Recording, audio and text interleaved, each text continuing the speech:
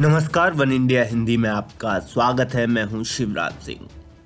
शिवसेना सांसद संजय राउत ने मुखपत्र सामना के जरिए बीजेपी और मोदी सरकार पर बड़ा हमला बोला है। उन्होंने कहा है कि लोग अपने परिवार को बचाएं, बाकी देश बचाने के लिए मोदी और उनके 2-4 लोग हैं। संजय राउत ने अपने लेख में कोरोना वायरस, महंगाई, आर्थिक पैकेज, बेरोजगारी के मुद्दे को लेकर मोदी सरकार को निशाने पर लिया है।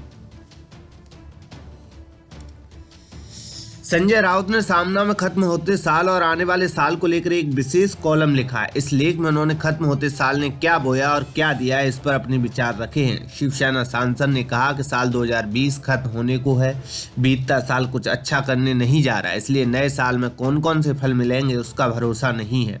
लोग एक काम करें, अपने परिवार को कैसे बचाना है ये देखें, बाकी देश संभालने के लिए मोदी और उनके 2-4 लोग हैं। संजय राउत ने आगे लिखा है कि 2020 संपूर्ण विश्व का जीवन अंधकारमय करने वाला रहा। 2020 को देश और जनता के लिए दुख पहुंचाने वाले साल के रूप में लंबे समय तक याद किया जाएगा। इस साल का खत्म होना ही उपचार है।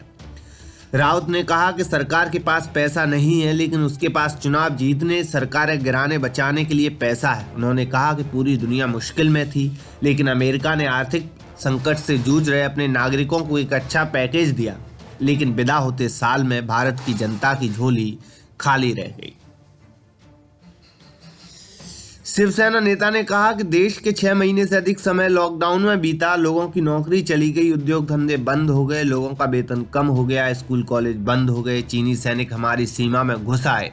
लेकिन संकट से लोगों का ध्यान हटाने के लिए राष्ट्रवाद की एक नई छड़ी का इस्तेमाल किया गया। चीनी निवेश पर अंकुश लगाने की बजाय चीन की सेना को यदि पीछे धकेला गया होता तो राष्ट्रवाद तीव्रता से चमकता दिखाई देता।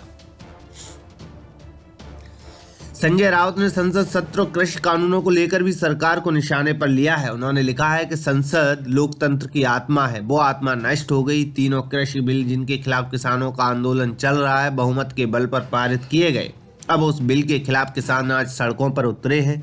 अयोध्या के राम मंदिर जैसे भावनात्मक मुद्दे उठाए जाते हैं, लेकिन सरकार किसानों की भावनाओं पर विचार नहीं करती है। हम मानते हैं कि हिंदुस्तान में एक लोकतांत्रिक शासन है, लेकिन 4-5 उद्योगपतियों, 2-4 राजनेताओं ने अपनी महत्वाकांक्षा, घृणा, क्रोध, लालच के लिए देश को कैसे बंधक बनाया है, ऐसा दृश्य बीते 5 वर्ष में दिखाई दिया। राष्ट्रीय हित का विचार अब संकुचित हो रहा है। पार्टी हित और व्यक्ति पूजा का मतलब देश हित है। राउत ने कहा कि केंद्र सरकार कंगना रनौत और पत्रकार अर्णव गोस्वामी को बचाने के लिए जमीन पर उतर गई। राजनीतिक अहंकार के लिए मुंबई की मेट्रो को अवरुद्ध कर दिया। अगर केंद्र सरकार को इस बात का एहसास नहीं हुआ कि हम राजनीतिक लाभ के लिए लोगों को नुकसान पहुंचा रहे हैं, तो जैसे रूस के राज्य टूटे, वैसा हमारा देश में होने का ज्यादा समय नहीं लगेगा। केंद्र सरकार की क्षमता और विश्वसनीयता पर सवाल या निशान पैदा करने वाले वर्ष 2020 की तरफ देखना होगा। राज्य और केंद्र के बीच संबंध बिगड़ रहे हैं। उन्होंने लिखा कि भारतीय सामाजिक जीवन की त्रासदी ये है कि देश का भविष्य उज्जवल करने या उसे डुबाना 2-4 लोगों के हाथ में है। ये त्रासदी वर्तमान में चल रही है। कोरोना लॉकडाउन के बावजूद सभी स्तरों पर भ्रष्टाचार का वायरस कायम है। अंबानी और अडानी की संपत्ति बीतते वर्ष में भी बढ़ती गई, लेकिन जनता ने बड़ी संख्या में नौकरियां खो दी। तो नए साल का आगमन कर्मचारियों को क्या देगा? रात कर्फ्यू के कारण पार्टियां होटल और नाइट क्लबों में नहीं होंगी। बस इतना ही। बता दें कि इससे पहले भी संजय राउत अपने लेख के जरिए बीजेपी को निशाने पर लेते रहे। इस खबर में फिलहाल इतना ही। तमाम अपडेट के लिए बने रहिए वन इंडिया हिंदी के साथ।